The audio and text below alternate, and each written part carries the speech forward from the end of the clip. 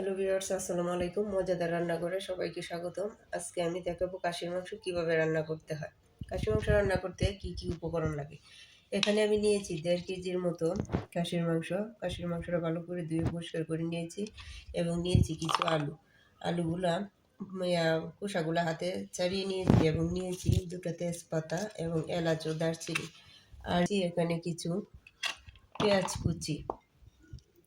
তারপর নিয়েছি এখানে জিরা বাটা, রসুন বাটা, আদা বাটা, মৌরি বাটা এবং কালো জিরা মেথি বাটা।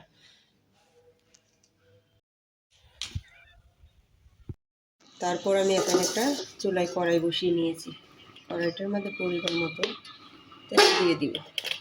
তেলটা একটু গরম হয়ে গেলে এখানে আমি দিয়ে দিব 1 চা চামচের মতো হলুদের গুঁড়া, দিয়ে দিব পরিমাণ মতো লবণ। দেওয়ার পরে আলুটা যেহেতু কাঁচা, এই জন্য আলুটা আমি একটু ভালো করে ভেজে নিব। আলুটাকে কড়া করে আমি ভেজে নিব।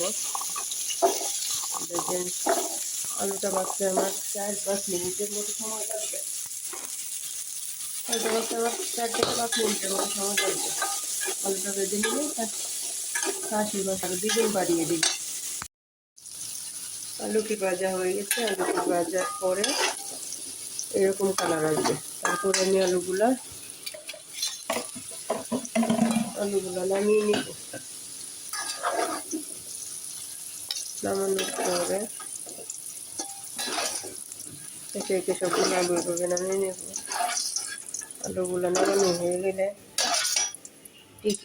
আলুটি নামানো হয়ে গেছে। নামানোর পরে একই নিয়মে আমি মাংসটা দিয়ে দিব। মাংসটাকেও ভালো করে ভাজতে হবে, মানে খাসির মাংসটা অন্যরকম একটা গন্ধ করে। মাংসটা ভালো করে ভেজে নিলে গন্ধটা থাকবে না। এই জন্য আমি মাংসটাকে ভালো করে ভেজে নিব। মাংসটা ভাজতে আমার কমপক্ষে 15 থেকে 20 মিনিট সময় লাগবে। মাংসটা ভাজা হয়ে গেছে। প্রায় 10 থেকে 15 মিনিটের মতো সময় লাগছে মাংসটা ভাজতে। ভাজার পরে এরকম কালার আসবে। আর আলুগুলো ফ্রাই করার পরে এরকম হয়েছে। আলুটিকেও ভালোভাবে ভেজে নিয়েছি। এখন আমি তারপর চুলায় একটা পাত্র বসিয়ে দিব। পরিমাণ মতো তেল দিয়ে দিব। তেলটা 4-5 মিনিটের মতো গরম হয়ে নিলে এখানে আমি দিয়ে দিব 2টা তেজপাতা এবং দিয়ে দিব 4-5টা এলাচ।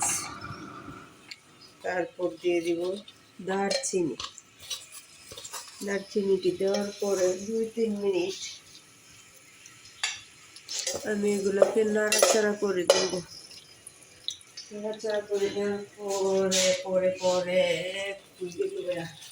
দেওয়ার পরে আমি এগুলোকে ভেজে নেব। ভেজে নেওয়ার পরে 2 থেকে 3 মিনিট ভাজবো। ভাজার পরে আমি এখানে দিয়ে দিব পেঁয়াজ কুচি। পরিমাণ মতো পেঁয়াজ কুচি দিয়ে দেবো।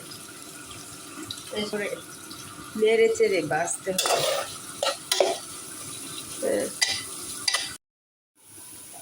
পেঁয়াজগুলো ভাজতে আমার 5 থেকে 7 মিনিট সময় লাগছে। পেঁয়াজটা ভাজার পরে এরকম বাদামি কালার হয়েছে। তারপরে আমি এখানে পরিমাণ মতো একটু পানি দিয়ে দিব।